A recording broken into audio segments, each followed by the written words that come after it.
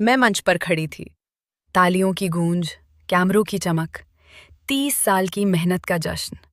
और सामने मुस्कुराते हुए वही लोग जिनकी आंखों में मैंने कुछ देर पहले अपने पतन की योजना देखी थी। मेरी बहू ने टोस्ट के लिए एक गिलास थमाया गया। साधारण सा दिखने वाला, पारदर्शी, लेकिन उसके भीतर सिर्फ पेय नहीं, एक साजिश घुली हुई थी। उन्होंने सोचा था कि आज की रात मैं सबके सामने बिखर जाऊंगी। मेरी आवाज लड़खड़ाएगी, मेरा संतुलन टूटेगा और भीड़ तय कर देगी कि कविता मेहरा अब फैसले लेने लायक नहीं रही। बस एक ड्रिंक और 30 साल की विरासत उनके नाम। लेकिन उन्हें नहीं पता था, मैं सिर्फ एक मां नहीं हूं। मैं उस साम्राज्य की सह निर्माता हूं जिसे उन्होंने विरासत समझ लिया। मैंने वो ग्लास बहू की मां से ही बदल दी और अब तमाशा मैं देखूंगी। उस रात मंच पर सिर्फ जश्न नहीं था, शतरंज की आखिरी बाजी बिछी हुई थी, जो मैंने चली थी। इस कहानी को अंत तक जरूर देखिएगा, क्योंकि इसमें सिर्फ एक परिवार की साजिश नहीं, बल्कि जिंदगी का बड़ा सच छुपा है। आप सीखेंगे कि अपनों के भेस में छुपे दुश्मनों को कैसे पहचाना जाता है और अंधेरों से बाहर निकलकर जिंदगी की रोशनी तक कैसे पहुंचा जा सकता है। मेरा नाम कविता मेहरा है, उम्र 65 साल, और अगर आज मैं अपनी जिंदगी की कहानी सुनाने बैठी हूं, तो इसलिए नहीं कि मुझे किसी से सहानुभूति चाहिए, बल्कि इसलिए कि सच कभी-कभी इतना भारी होता है कि उसे भीतर दबाकर रखना खुद के साथ अन्याय जैसा लगता है। 30 साल पहले मैं और मेरे पति विजेंद्र मेहरा ने मिलकर एक छोटा सा कारोबार शुरू किया था। एक किराए की जगह, 2 पुरानी टेबलें, 3 कर्मचारी और सपनों से भरा हुआ दिल। विजेंद्र बाहर की दुनिया से लड़ते थे और मैं भीतर की व्यवस्था संभालती थी। वे मार्केट में घंटों घूमते, क्लाइंट से मिलते, सप्लायर्स को मनाते, और मैं दफ्तर में बैठकर हिसाब किताब दुरुस्त करती, बिल बनाती, कर्मचारियों की तनख्वाह समय पर जाए इसका ध्यान रखती, टैक्स के कागजात से लेकर बैंक के काम तक सब कुछ संभालती। हमने कई रातें ऐसी देखी हैं जब घर की लाइटें बंद थीं, पर ऑफिस की ट्यूबलाइट अब भी जल रही होती थी। त्योहारों की मिठाई हम कर्मचारियों के साथ फैक्ट्री फ्लोर पर बांटते थे और कई बार अपने बच्चों के स्कूल फंक्शन तक मिस कर देते थे, क्योंकि हमें पता था कि अगर नींव मजबूत नहीं होगी तो इमारत कभी खड़ी नहीं रह पाएगी। धीरे धीरे हमारी मेहनत रंग लाने लगी। छोटे ऑर्डर बड़े कॉन्ट्रैक्ट में बदले, एक शहर से दूसरे शहर तक हमारे प्रोडक्ट्स जाने लगे, और देखते ही देखते हमारा कारोबार करोड़ों में पहुंच गया। देश के अलग अलग कोनों में हमारी पहचान बनने लगी। लोग हमारे ब्रांड को भरोसे के साथ जोड़ने लगे, और हर बार जब कोई बड़ी डील फाइनल होती तो विजेंद्र मेरी तरफ देखकर मुस्कुरा देते और कहते, कविता, अगर तुम ना होती तो ये सब संभव नहीं था। और मैं हंसकर कह देती कि ये उनकी मेहनत है। पर सच ये था कि हम दोनों एक दूसरे की ताकत थे, एक दूसरे के बिना अधूरे। जिंदगी अपनी रफ्तार से चल रही थी। बच्चे बड़े हो चुके थे। बेटा अतुल बिजनेस में हाथ बटाने लगा था। उसकी पत्नी रितिका घर की जिम्मेदारियां संभालती थी। सब कुछ बाहर से बहुत व्यवस्थित और खुशहाल दिखता था, लेकिन शायद खुशियां भगवान को ज्यादा देर तक बर्दाश्त नहीं होती, क्योंकि एक दिन अचानक विजेंद्र को सीने में दर्द हुआ। हमने पहले उसे मामूली समझा, पर कुछ ही घंटों में अस्पताल पहुंचना पड़ा। डॉक्टरों के चेहरे की गंभीरता देखकर मेरा दिल बैठ गया, और उससे पहले कि मैं उनका हाथ कसकर पकड़ पाती, वे मुझे इस दुनिया में अकेला छोड़कर चले गए।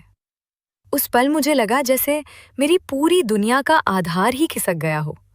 मैं सिर्फ पत्नी नहीं थी, मैं उनकी साथी, उनकी हमराज, उनकी व्यावसायिक भागीदार थी, और उनके बिना मैं खुद को अधूरा महसूस करने लगी। उनके जाने के बाद मैं भीतर से पूरी तरह टूट गई। 1 महीने तक मैंने ऑफिस का दरवाजा तक नहीं देखा। मैं अपने कमरे में बैठी उनकी कुर्सी को, उनकी डायरी को, उनकी चश्मे को देखती रहती, जैसे उनमें अभी भी उनकी मौजूदगी बची हो। इस बीच ऑफिस की जिम्मेदारी मेरे बेटे अतुल ने संभाल ली। लोग कहने लगे कि अब वही मालिक है, और सच कहूं तो उस समय मुझे किसी बात से फर्क भी नहीं पड़ रहा था। पर ठीक 1 महीने बाद जब वसीयत खोली गई और वकील ने सबके सामने पढ़कर सुनाया कि विजेंद्र ने अपनी पूरी संपत्ति, पूरा व्यवसाय और सारे अधिकार मेरे नाम कर दिए हैं और कंपनी का कोई भी निर्णय मेरे हस्ताक्षर के बिना मान्य नहीं होगा। तो कमरे का माहौल एकदम बदल गया। मैं खुद हैरान रह गई। मुझे मालूम था कि वे मुझ पर भरोसा करते थे, पर इतना गहरा विश्वास कि सब कुछ मेरे नाम कर जाएं, ये मैंने भी नहीं सोचा था।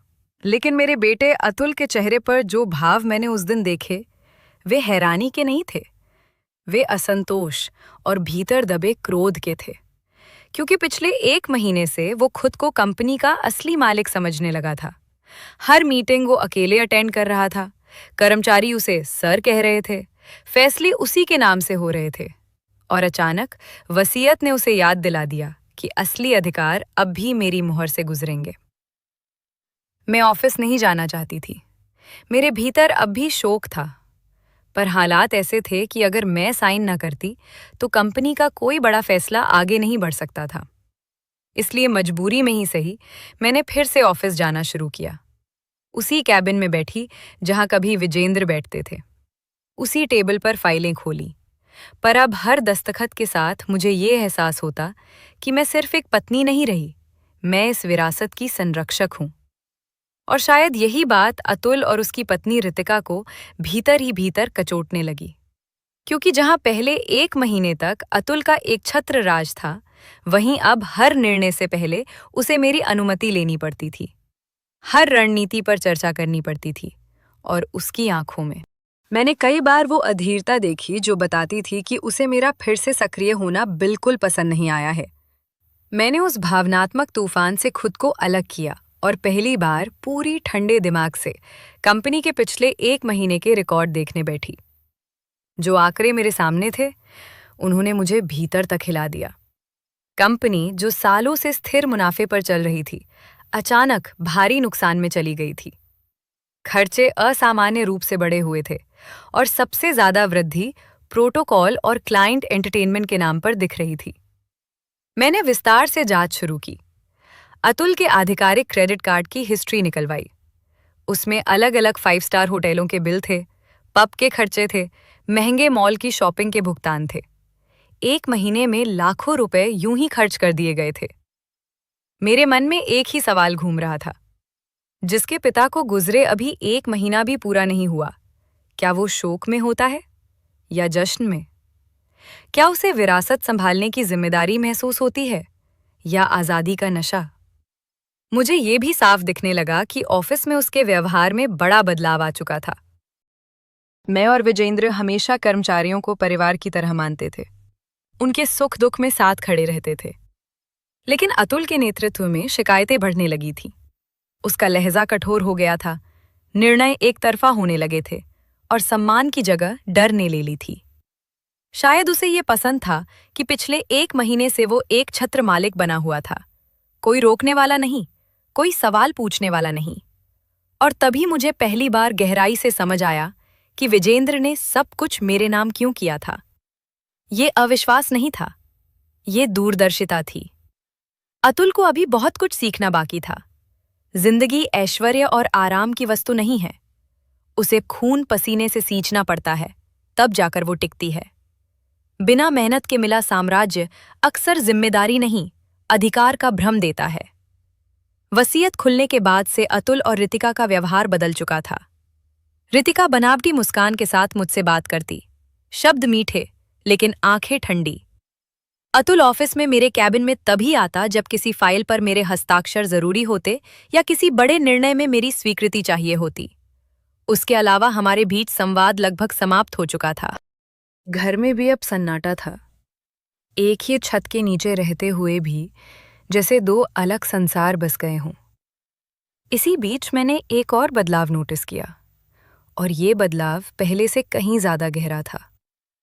अतुल और रितिका की सक्रियता अब घर या कंपनी से ज्यादा रितिका की माँ के इर्द गिर्द घूमने लगी थी। फोन पर लंबी लंबी बातें, अचानक उनसे मिलने चले जाना, और कई बार जब मैं ऑफिस से लौटती तो रितिका की माँ पहले से ही घर में मौजूद मिलती। माँ बेटी घंटों कमरे में बंद रहती, दरवाजा बंद, आवाज धीमी, और जैसे ही मैं घर में प्रवेश करती विषय बदल जाता। कुछ ही देर बाद अतुल भी उस कमरे में शामिल हो जाता। जब मैं पास से गुजरती, बातचीत अचानक सामान्य घरेलू बातों में बदल जाती। वे समझ रहे थे कि मैं कुछ नोटिस नहीं कर रही, लेकिन शायद वे भूल रहे थे। उनके सामने कोई भावनाओं में बह जाने वाली औरत नहीं, बल्कि दशकों तक व्यापार की दुनिया में निर्णय लेने वाली स्त्री खड़ी है। मुझे बहुत कुछ समझ आने लगा था। हर नज़र, हर ठहराव, हर कृत्रिम हंसी, सब कुछ अपनी कहानी कह रहा था। लेकिन मैंने कुछ भी जाहिर नहीं किया। मैं देख रही थी, सुन रही थी, जोड़ रही थी, बिना किसी शोर के। और तभी एक दिन अचानक व्यवहार बदल गया। रितिका, जो पहले बनावटी विनम्रता दिखाती थी, अब अत्यधिक देखभाल करने लगी। मेरे कमरे में बिना वजह आना, दवाइयों की चिंता, बार बार पूछना कि मैं थक तो नहीं जाती। अतुल भी अब पहले से कहीं ज्यादा नरम स्वर में बात करने लगा। ऑफिस में भी उसका लहजा मुलायम हो गया। यही बदलाव मेरे संदेह को और गहरा कर गया, क्योंकि दुनिया में सबसे खतरनाक वो सन्नाटा होता है जो किसी बड़ी चाल से ठीक पहले आता है। और मेरा ये शक सही साबित हुआ। उस रात लगभग 11:30 बजे होंगे, मुझे नींद नहीं आ रही थी। मैं पानी लेने रसोई की ओर गई तो ड्राइंग रूम की हल्की रोशनी दिखी। दरवाजा थोड़ा सा खुला था और भीतर से धीमी आवाजें आ रही थीं। मैं चाहकर भी अपने कदम रोक नहीं पाई। शायद मन पहले से ही सच जानना चाहता था। मैंने अनजाने में ही खुद को उस अंधेरे कोने में खड़ा पाया जहां से उनकी आवाजें साफ सुनाई दे रही थीं। अतुल कह रहा था, अगर ऐसे ही चलता रहा तो कंपनी कभी हमारे हाथ में नहीं आएगी। और रितिका ने बहुत ठंडे स्वर में जवाब दिया, मम्मी जी को खुद से हटना होगा या हटाना पड़ेगा। ये सुनकर मेरे पैरों तले जमीन खिसक गई। मैं विश्वास नहीं कर पा रही थी कि मेरा अपना बेटा, जिसे मैंने अपनी गोद में खिलाया, जिसके लिए रात रात भर जागी, वही आज मेरे हटने की योजना पर चर्चा कर रहा है। तभी एक तीसरी आवाज सुनाई दी, रितिका की माँ की, जो उस दिन हमारे घर आई हुई थी। उन्होंने बेहद व्यवस्थित अंदाज में कहा, सीधे टकराने से कुछ नहीं होगा। लोगों की नज़र में इन्हें अयोग्य साबित करना होगा। अगर सबको लगे कि इनकी मानसिक स्थिति ठीक नहीं है, तो कानून भी हमारे खिलाफ नहीं जाएगा। मेरे कानों में जैसे सीटी बजने लगी। मैं दीवार का सहारा लेकर खड़ी रही। और फिर मैंने वो शब्द सुने जो आज भी मेरे भीतर गूंजते हैं। पार्टी में मौका सही रहेगा। 30 साल का जश्न, मीडिया, क्लाइंट्स सब होंगे। बस एक ड्रिंक में हल्की सी दवा, और फिर जो तमाशा होगा, उसके बाद कोई इनकी बात पर विश्वास नहीं करेगा। मैं पत्थर हो गई थी। मेरे भीतर एक साथ दो भाव उठे, एक माँ का टूटता हुआ दिल और एक व्यवसायी का जागता हुआ दिमाग। उस रात मैं अपने कमरे में लौटी तो रोई नहीं, शायद आंसू भी मुझसे डर गए थे। मैं बिस्तर पर बैठकर लंबे समय तक सोचती रही कि क्या सचमुच मैं इतनी असहाय हूं कि मेरे ही बच्चे मुझे सबके सामने पागल घोषित कर देंगे। क्या 30 साल की मेहनत, समझदारी और संघर्ष का अंत इस तरह होगा? अगर आप मेरे इस दर्द और इस तकलीफ को सच में समझ पा रहे हैं तो अभी कमेंट में अपने विचार ज़रूर लिखिए कि मुझे अब क्या करना चाहिए। साथ ही वीडियो को लाइक करें और चैनल को सब्सक्राइब ज़रूर कर दीजिए, क्योंकि सच तो यह है कि हमारी वीडियो देखने वालों में से 1% लोग भी चैनल को सब्सक्राइब नहीं करते, जबकि आपका एक छोटा सा सब्सक्रिप्शन हमें बहुत बड़ी प्रेरणा देता है और हमें हिम्मत मिलती है कि हम ऐसी सच्ची, भावनात्मक और दिल को छू लेने वाली कहानियाँ आपके सामने लाते रहें। इसलिए चैनल को सब्सक्राइब ज़रूर कीजिए, हमारा हौसला बढ़ाते रहिए और इस कहानी के अंत तक मेरे साथ बने रहिए। उस रात मैं दर्द से जैसे पत्थर हो गई थी। आंखों से आंसू तो नहीं बह रहे थे, लेकिन भीतर ही भीतर मैं पूरी तरह टूट चुकी थी, जैसे किसी ने मेरे दिल की आवाज़ छीन ली हो, जैसे हर एहसास सुन्न पड़ गया हो और सिर्फ एक गहरा सन्नाटा मेरे अंदर रह गया हो। लेकिन फिर भीतर से एक आवाज आई, कविता, तुम वही औरत हो जिसने शून्य से साम्राज्य खड़ा किया है। तुम भावनाओं में बहकर अपनी लड़ाई नहीं हार सकती। अगले कुछ दिनों में मैंने चुपचाप सब पर नजर रखनी शुरू कर दी। मैंने देखा कि रितिका की माँ बार बार फोन पर किसी डॉक्टर का नाम ले रही हैं, दवाइयों की चर्चा हो रही है, और एक दिन मैंने साफ सुना कि वे कह रही थीं, डोज इतनी होगी कि कुछ घंटों के लिए व्यवहार असामान्य हो जाएगा। स्थायी नुकसान नहीं होगा, पर बदनामी काफी होगी। मैं समझ चुकी थी कि वे कितनी सोची समझी चाल चल रहे हैं। पार्टी की तैयारियां जोरों पर थीं। शहर के सबसे बड़े ग्राउंड में आयोजन होना था।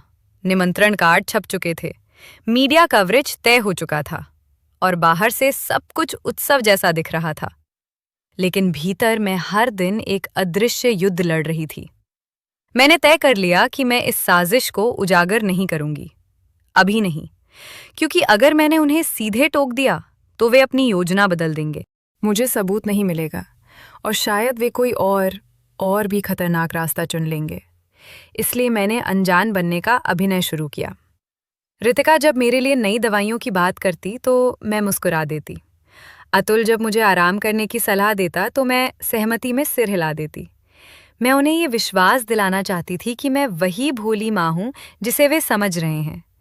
लेकिन सच ये था कि अब मैं उनकी हर चाल का इंतजार कर रही थी, जैसे शतरंज का खिलाड़ी प्रतिद्वंदी की अगली चाल भांप कर बैठा हो। और इसी बीच पार्टी की तारीख नजदीक आती गई और मेरे भीतर एक अजीब सी शांति उतरने लगी, क्योंकि अब डर की जगह दृढ़ता ने ले ली थी। मैं जानती थी कि वे मुझे गिराने के लिए मंच तैयार कर रहे हैं, पर उन्हें ये नहीं पता था कि उसी मंच पर उनकी अपनी चाल उलटने वाली है। पार्टी का दिन आखिर आ ही गया और मैं सुबह से ही एक अजीब सी स्थिरता महसूस कर रही थी, जैसे किसी बड़े तूफान से पहले का सन्नाटा हो। बाहर से सब कुछ भव्य था। शहर के सबसे बड़े ग्राउंड में जगमगाती लाइटें, फूलों से सजा हुआ प्रवेश द्वार, कंपनी के 30 साल पूरे होने का विशाल बोर्ड, मीडिया के कैमरे, पुराने क्लाइंट्स, नए निवेशक, कर्मचारी और उनके परिवार। हर कोई मुस्कुरा रहा था, बधाइयां दे रहा था। और मंच पर मेरी और मेरे स्वर्गीय पति विजेंद्र मेहरा की तस्वीर के सामने दीप प्रज्वलित किया गया। एंकर हमारी यात्रा का बखान कर रहा था, लोग तालियां बजा रहे थे और मैं उस भीड़ के बीच खड़ी ये सोच रही थी कि जिन 30 सालों की मेहनत का आज जश्न मनाया जा रहा है, उसी मंच को मेरे अपने बेटे ने मेरे पतन के लिए चुना है। अतुल बेहद आत्मविश्वास से भरा इधर उधर घूम रहा था, मेहमानों से मिल रहा था, जैसे सब कुछ उसी की योजना हो। रितिका बार बार मेरी कुर्सी के पास आकर पूछ रही थी कि मैं ठीक तो हूँ, और उसकी माँ, जो विशेष रूप से इस आयोजन में शामिल होने आई थी, दूर खड़ी सब पर निगाह रखे हुए थी। उनकी आंखों में एक ठंडी गणना थी, जैसे वे किसी प्रयोग के परिणाम का इंतजार कर रही हों। कार्यक्रम आगे बढ़ा, भाषण हुए, मुझे भी मंच पर बुलाया गया। मैंने शांत स्वर में कंपनी की यात्रा, कर्मचारियों के योगदान और विजेंद्र के सपनों का जिक्र किया।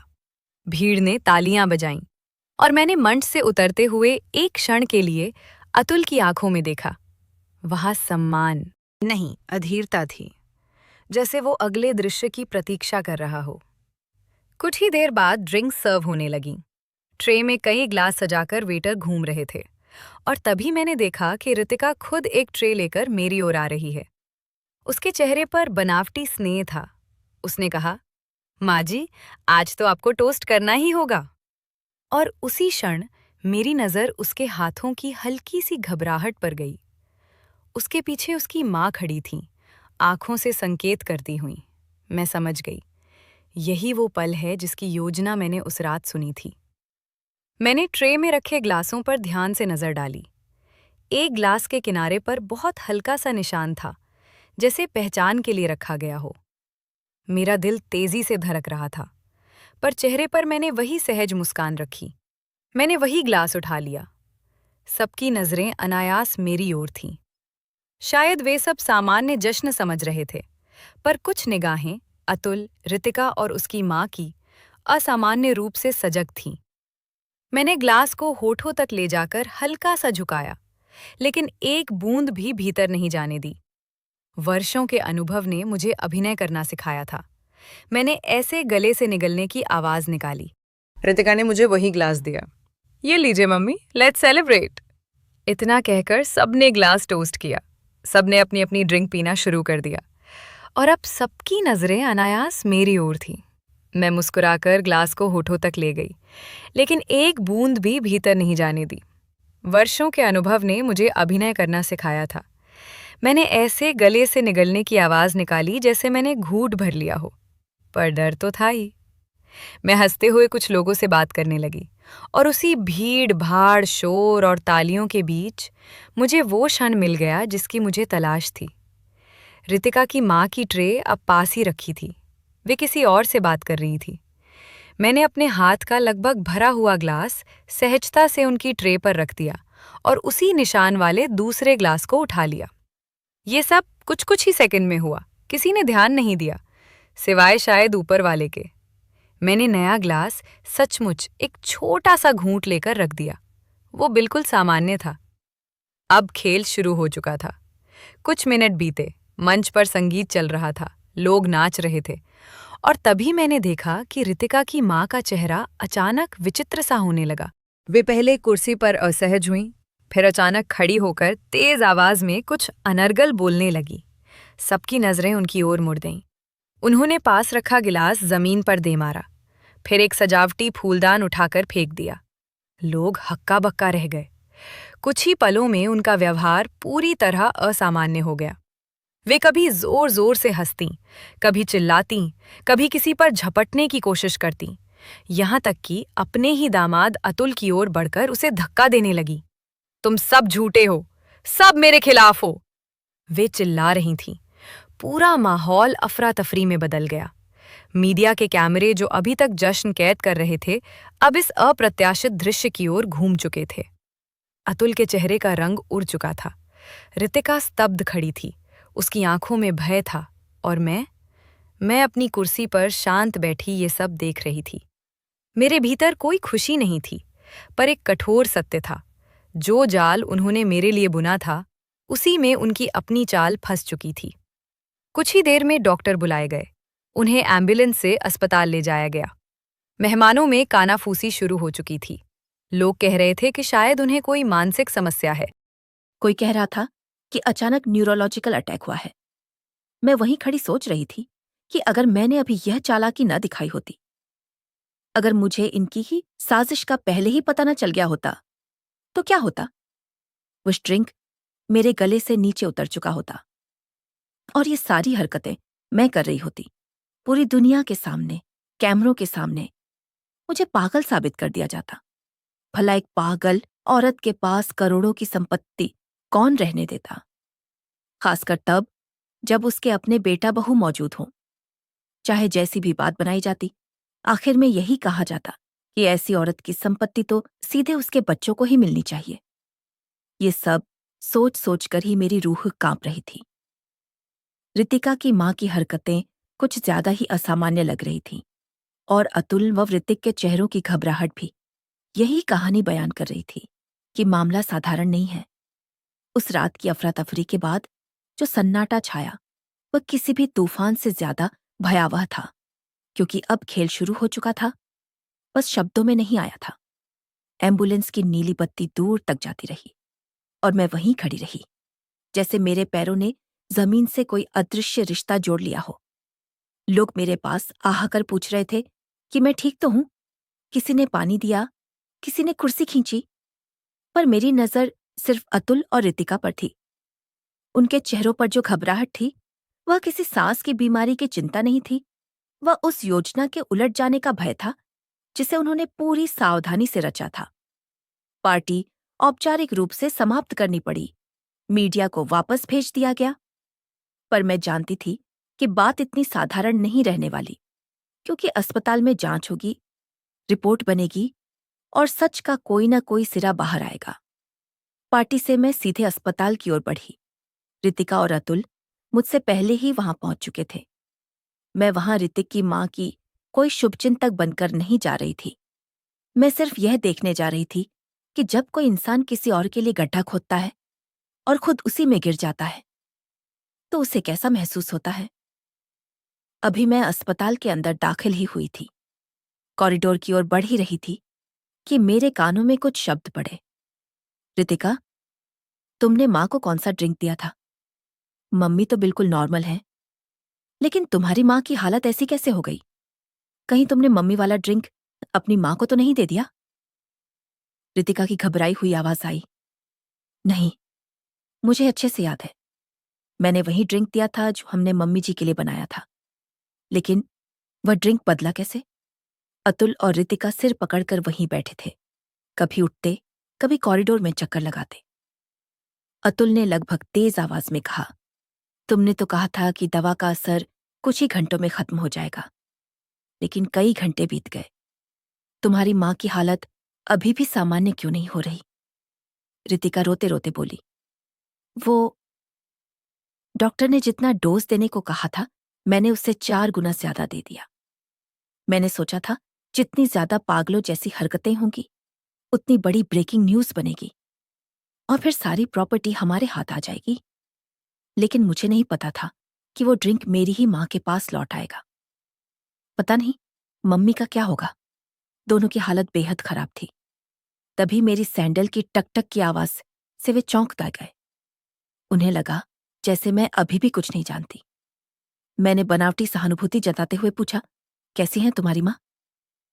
रितिका ने नजरें झुकाए हुए कहा, पता नहीं, डॉक्टर कह रहे हैं कि स्थिति सामान्य नहीं है, कोई मेजर न्यूरोलॉजिकल डिफेक्ट आ गया है। उसके बाद मैंने एक कड़वी मुस्कान के साथ उन्हें देखा। मेरी मुस्कान देखकर अतुल हैरानी से बोला, माँ, रितिका की माँ की हालत इतनी खराब है और आप मुस्कुरा रही हैं? अब आखिरी बाजी खेलने का समय आ चुका था। मैंने शांत लेकिन तीखे स्वर में कहा, जो गड्ढा तुम दोनों ने मेरे लिए खोदा था, उसमें अपनी ही माँ को गिरा देखकर कैसा लग रहा है? तुम लोग चाहते थे कि यह हालत मेरी हो, ताकि मेरी संपत्ति तुम्हें मिल जाए। मेरी बात सुनते ही रितिका और अतुल के चेहरे का रंग उड़ गया। रितिका बोली, आप। मैंने उसकी बात पूरी होने से पहले ही कहा, हाँ, मुझे सब पता है। तुम्हारी साजिश का मुझे बहुत पहले ही पता चल गया था और इस साजिश में तुम्हारी माँ भी शामिल थी। जब तुमने मुझे वो ड्रिंक दिया, मैंने बहुत ही चालाकी से उसे तुम्हारी माँ के गिलास से बदल दिया। जो तुम मेरे साथ करना चाहती थी, वही अब तुम्हारी माँ के साथ हो चुका है। मैंने उनकी आंखों में सीधा देखते हुए कहा, अब अपनी पागल माँ को लेकर जिंदगी भर पछताते रहना। अभी तक मैं सोचती थी कि जब अतुल को अनुभव हो जाएगा तो मैं सब कुछ वैसे भी उसे दे दूंगी, लेकिन अब मुझे लगता है कि सब कुछ अपने ही हाथों में रखना पड़ेगा। तुम इस कंपनी में सिर्फ एक सामान्य कर्मचारी की तरह काम करोगे। मैं थोड़ी देर रुकी, फिर दृढ़ आवाज में कहा, और अगर इसके बाद मैंने तुम दोनों को किसी भी तरह की चालाकी करते पकड़ा तो मैं कानूनी कार्रवाई करूंगी। याद रखना, यह माँ की प्यार भरी धमकी नहीं है, ये एक स्वाभिमानी औरत की चेतावनी है। इतना कहकर मैं वहां से चली गई, पीछे छोड़ शो चेहरों पर डर, पछतावा और टूटे हुए अहंकार की परछाई। अगले दिन अस्पताल से खबर आई कि रितिका की माँ को अस्थायी मानसिक असंतुलन की स्थिति में भर्ती रखा गया है।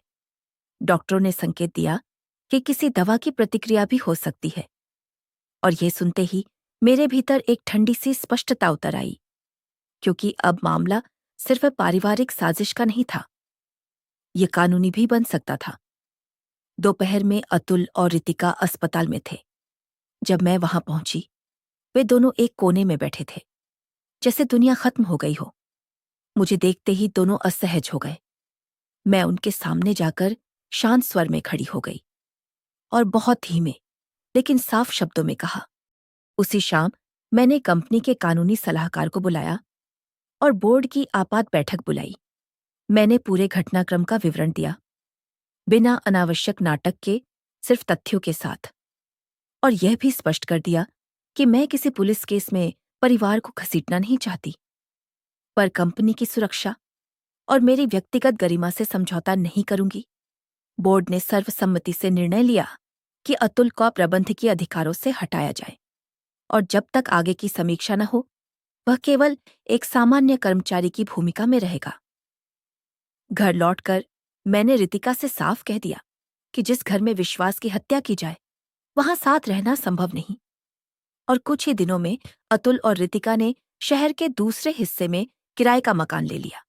लोग कह रहे थे कि यह सब अचानक हुआ, पर उन्हें क्या मालूम कि यह अचानक नहीं, बल्कि लंबे समय से पनपती लालसा और अधीरता का परिणाम था। रात को जब मैं अपने कमरे में अकेली बैठी तो पहली बार आंसू निकले। बेटे को दूर भेजने का दर्द किसी भी जीत से बड़ा होता है, पर मैंने खुद से कहा कि माँ होना और कमजोर होना एक ही बात नहीं है। और अगर मैंने उस रात चुपचाप वह जहर पी लिया होता, चाहे वह दवा का हो या अपमान का, तो न केवल मेरी पहचान खत्म होती, बल्कि उस मेहनत की भी हत्या हो जाती जिसे मैंने और मेरे पति ने मिलकर खड़ा किया था। आज कंपनी फिर से मेरे हाथ में है। कर्मचारी पहले से ज्यादा सम्मान से देखते हैं और मैं हर सुबह अपने केबिन में बैठकर विजेंद्र की तस्वीर से यही कहती हूं कि मैंने तुम्हारी विरासत बचा ली, भले ही उसकी कीमत मुझे एक मां के रूप में चुकानी पड़ी। आखिर में मैंने यही समझा कि संपत्ति से बड़ा वारिस संस्कार होता है और अधिकार से बड़ी चीज जिम्मेदारी। अतुल और रितिका अपनी नई जिंदगी में संघर्ष कर रहे हैं और मैं उन्हें बद्दुआ नहीं देती। बस इतना चाहती हूं कि एक दिन उन्हें समझ आए कि लालच ने उनसे क्या छीन लिया।